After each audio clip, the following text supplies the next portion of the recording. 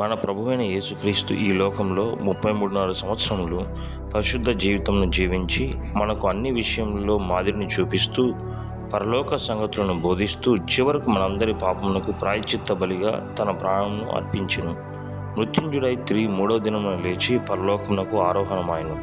యేసుక్రీస్తు ప్రభువు 30 సంవత్సరముల వరకు బహిరంగ సేవ చేయకపోయినను 3.5 సంవత్సరంలో ఆయన చేసిన అద్భుతములు, ఆయన చేసిన బోధలు, ప్రసంగములు, కోకొల్లలు.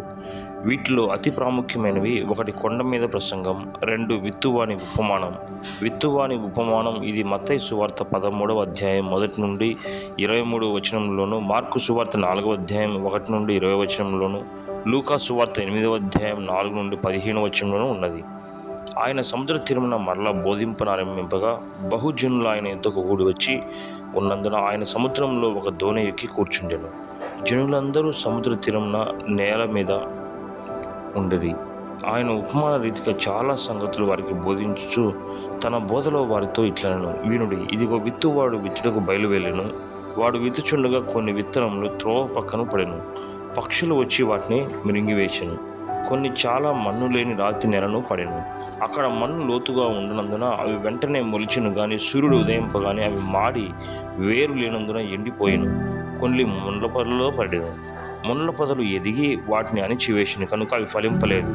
కొన్ని మంచి నేలను పడెను. అవి మొలచి పెరిగి పైరై 30 60 100 ఫలించెను.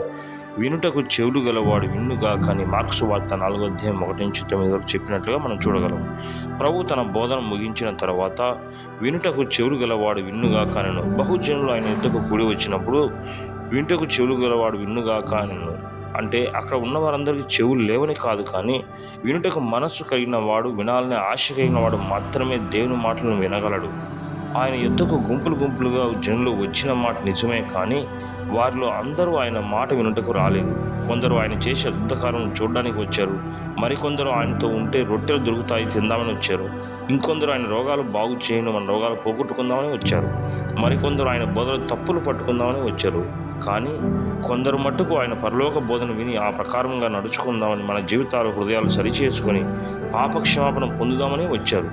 మన ప్రభు అంతకు ముఖ్యంగా రావాల్సినది పాపక్షమాపణ సంపాదించుకుంటకు, ఆయన ఇచ్చి గొప్ప రక్షణ పొంది పరలోక రాజ్య వారసులు, కానీ కాలక్షేపం కొరకు, తిండి కొరకు, తాత్కాలిక స్వస్థ కొరకు మాత్రం ప్రభు దగ్గరకు వచ్చేవారిగా ఉండకూడదు. ఈనాడు క్రీస్తు దగ్గరకు వచ్చేవారిలో కూడా చాలా మంది మనుషులు ఉన్నారు, కానీ వినువారు మాత్రం కాక విన్నదాన్ని గ్రహించి అనుసరించే వారిగా ఉండవాలని దేవుడు కోరుచున్నాడు. వినుడి, ఇదిగో విత్తువాడు విత్తుటకు బయలువెళ్ళెను. యేసు ప్రభు సామాన్యమైన ఒక చిన్న సంగతిని తీసుకొని గొప్ప మర్మమును బోధించేవాడు. వ్యవసాయదారుడు విత్తనమును విత్తుట మనమందరము చూసిన విషయమే. విత్తువాడు విత్తుచుండగా కొన్ని త్రోవ పక్కన పడెను, కొన్ని రాతి నెలలో పడెను, కొన్ని ముళ్ళ పొదల్లో పడెను, కొన్ని మంచి నెలలో పడెను.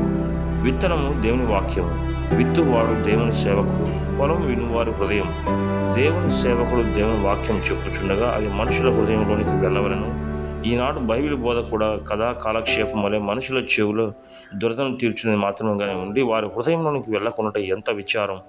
దేవుని వాక్యం ఒక మనిషిని హృదయాన్ని తాకినప్పుడు అది అతని జీవితంలో పనిచేస్తూ ఫలిస్తుంది.